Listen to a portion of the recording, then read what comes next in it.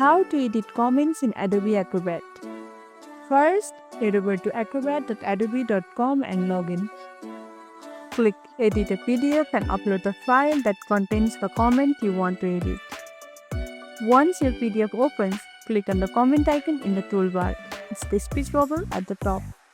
It will open up all your comments in the panel on the right side. In the comment panel, find the comment you want to edit. Click on it and the comment will become highlighted. Now that your comment is selected, click the comment and simply start typing to edit it. You can change the text or even add more details if needed. You can even add emojis if you want.